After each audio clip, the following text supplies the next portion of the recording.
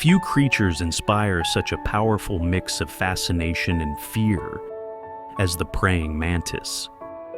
With its piercing, unblinking gaze and blade-like raptorial claws, this enigmatic predator has haunted human imagination for centuries. At first glance, it appears calm, almost meditative, its body frozen in a posture that resembles prayer. But this stillness is deception. Because mantises have been documented preying not only on insects, but on frogs, lizards, snakes, and even small birds, their reputation has taken on a darker edge. Footage of a mantis capturing a hummingbird often provokes shock and disbelief. An insect overpowering a bird feels like a violation of the natural order.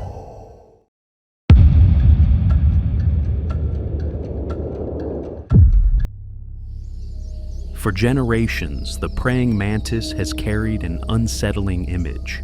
Its silent patience, sudden violence, and infamous mating behavior, where a female may consume her partner during or after copulation, have earned it labels like evil or monstrous. Yet these judgments say more about human expectations than about the mantis itself. Beyond the myths lies one of nature's most efficient predators. The praying mantis has no venom, no stinger, no poison of any kind. And yet, it regularly subdues prey far larger than itself. How does such a seemingly fragile insect achieve this? The answer lies in its extraordinary speed, precision, and vision. Mantises are not reckless hunters. They are ambush specialists. Blending seamlessly into leaves, bark, or flowers, they wait, sometimes for hours, until the perfect moment. When the strike comes, it is explosive. Their raptorial forelegs snap shut in a fraction of a second, moving so fast that the human eye can barely follow. In encounters that defy expectation, mantises have been observed attacking lizards, creatures that normally feast on insects. In one such confrontation, a mantis lunges forward, its spiked forelegs clamping around the reptile's head. The grip is precise, preventing the lizard from opening its jaws. Within moments, the predator begins to feed, often while the prey is still alive.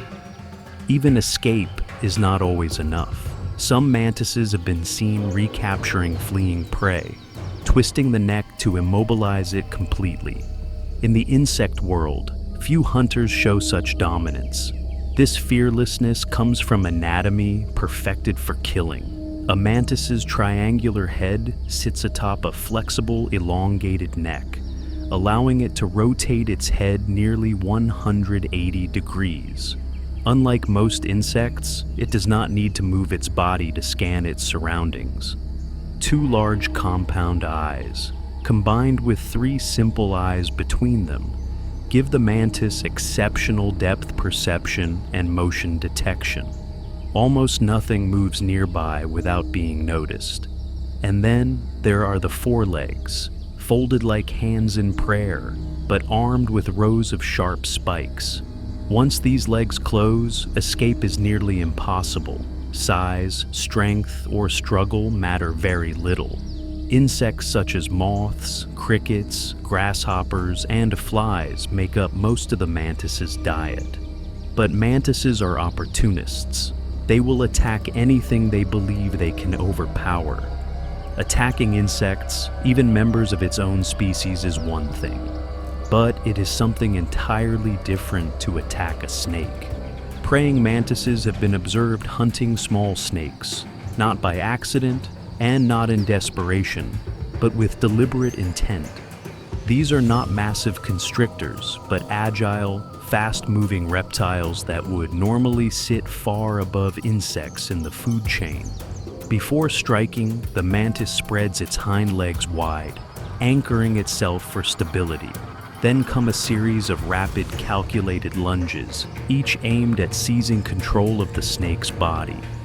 If the snake fails to react instantly, escape becomes nearly impossible. Snakes fight back, instinctively wrapping themselves around the mantis, attempting to constrict and overpower it. But the mantis is not panicking. It knows exactly what it's doing. Its goal is always the same: the head. Once the mantis secures a grip near the skull, the struggle is effectively over. The powerful spiked forelegs prevent the snake from biting or pulling away. And then, without hesitation, the mantis begins to feed, often while the snake is still alive, still moving, still resisting. Hope lingers for the prey, but the mantis does not wait for it to fade. And snakes are not the only unexpected victims. Mice, sometimes nearly the same size as the mantis itself, have also fallen prey to these insects. To the mantis, a mouse is not a dangerous opponent, but simply a larger meal. The strategy remains unchanged: a sudden ambush, a lightning-fast grab, and crushing pressure from spiked limbs. The mouse struggles violently. Its body twitches, claws scraping in panic. But once the mantis has secured its grip, the outcome is sealed. The predator begins to eat long before the fight has truly ended. It is a sight that unsettles even seasoned observers. Because of this relentless appetite, mantises are sometimes used as a natural form of pest control. In regions where they thrive, populations of cockroaches, flies, and even rodents can decline dramatically. But this efficiency comes with a cost. Mantises do not discriminate. They consume beneficial insects just as readily as pests. In ecological terms, the line between balance and collapse is thin. Introduce too many mantises, and a garden may fall silent. Not because pests are gone, but because everything is gone. And that bird, the hummingbird so often shown in viral footage, was not an exception. It was not a freak event. It was simply another prey animal that underestimated an insect perfectly evolved to kill. For the praying mantis, there are no rules, only opportunity.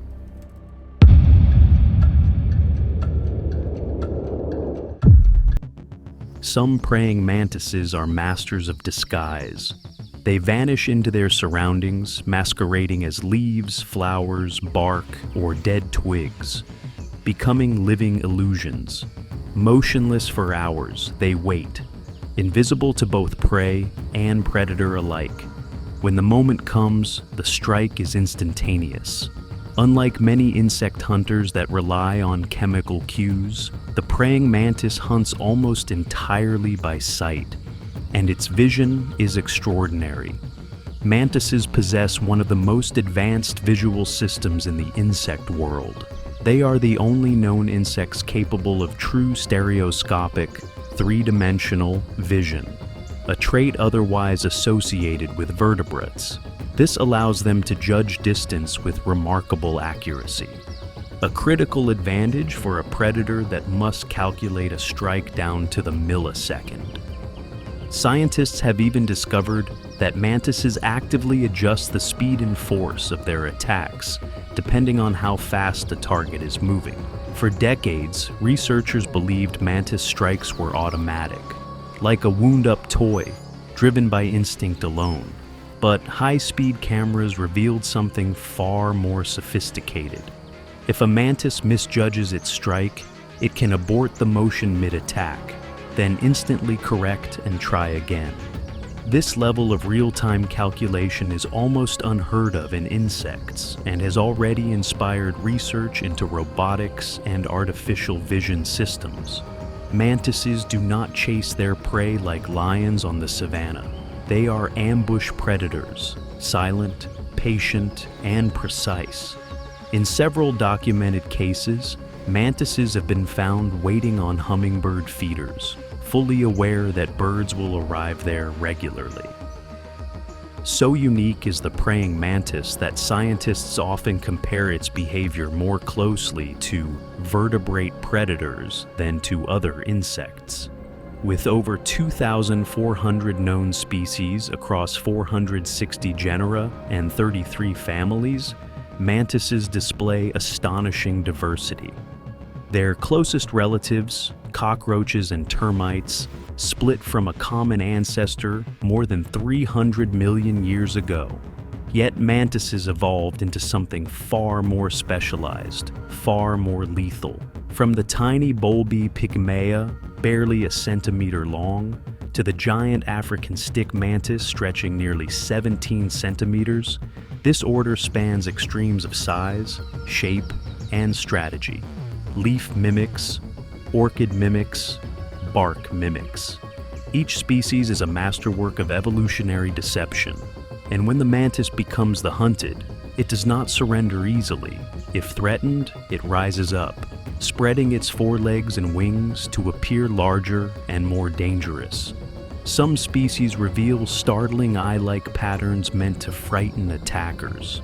If intimidation fails, the mantis strikes, pinching, slashing, even biting with jaws sharp enough to draw blood. The praying mantis is not just a predator, it is a strategist, an illusionist. A survivor refined by hundreds of millions of years of evolution, one that has learned when to remain silent, and when silence alone is not enough. When threatened, the praying mantis does not rely on silence alone.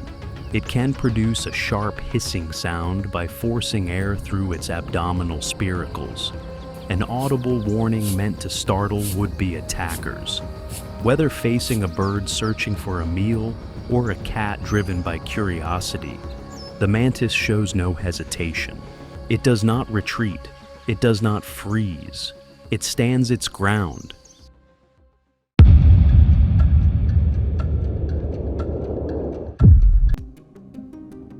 This fearless design is not limited to land.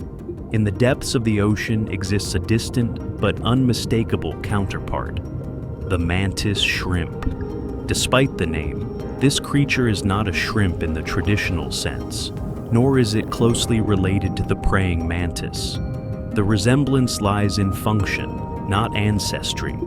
Like its terrestrial namesake, the mantis shrimp is an ambush predator, armed with front limbs capable of astonishing speed and force. Some species grow up to 30 centimeters long, 3 times the length of an average praying mantis, and their strike is even faster. The mantis shrimp delivers blows using specialized raptorial appendages, modified limbs reinforced with razor-sharp edges or club-like structures. These strikes occur so rapidly that they generate shock waves in the water, stunning or killing prey before physical contact is even complete. Fish, crabs, cuttlefish, shellfish, few marine animals are safe. Even octopuses, renowned for intelligence and agility, have fallen victim. In recorded encounters, mantis shrimp strike repeatedly, undeterred by size or reputation, forcing even experienced predators to retreat. Fearlessness, it seems, is a shared design.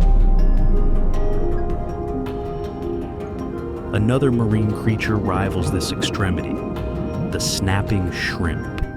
At first glance, it appears unremarkable, but concealed within its oversized claw is one of the most powerful weapons in the animal kingdom. When the claw snaps shut, it ejects a jet of water so fast that it forms a cavitation bubble. When that bubble collapses, it releases a shock wave capable of stunning or killing prey.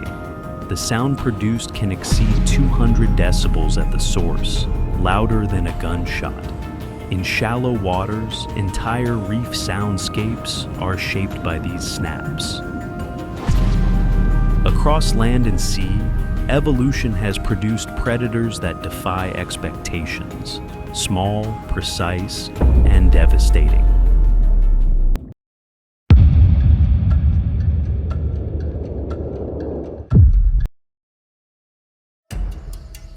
And among the many legends surrounding the praying mantis, none is more infamous than sexual cannibalism. It may sound like myth, but it is real. In some species, females decapitate males during mating, yet copulation continues, driven by reflexes in the male's nervous system. Still, this fate is far from inevitable. In the wild, cannibalism occurs in only about 13 to 28% of encounters. Its likelihood depends on species, environment, and most critically, the female's nutritional state. In a revealing study, researchers divided female mantises into 4 diet groups: well-fed, moderately fed, poorly fed, and severely starved, then introduced males to each. Well-fed females emitted strong pheromones and attracted many mates. Poorly fed females reduced pheromone output, conserving energy. But the most starved females behaved differently. They released exceptionally strong pheromones, not to reproduce, but to hunt. Males were drawn in, only to be consumed. In the false garden mantis, females that ate a mate improved their body condition by 33% and increased egg production by 40%. This matters because reproduction is costly. After mating, a female produces an ootheca, a hardened egg case containing hundreds of eggs. It can weigh nearly half her body mass. In human terms, it would be like giving birth to a 75-pound child. Males, by contrast, invest little. If they survive, they can mate again. Copulation can last from 2 hours to nearly 2 days, giving the female ample opportunity to strike if hunger outweighs restraint. In the Chinese mantis, studies show males can make up as much as 63% of a female's diet. Yet even in death, the male's sacrifice is not wasted. Nutrients from his body are transferred directly into developing eggs, increasing offspring survival and ensuring his genes persist. What appears brutal is, in evolutionary terms, efficient. In the world of the praying mantis, life and death are not opposites, they are partners. Every strike, every sacrifice, every calculated risk serves a single purpose: survival.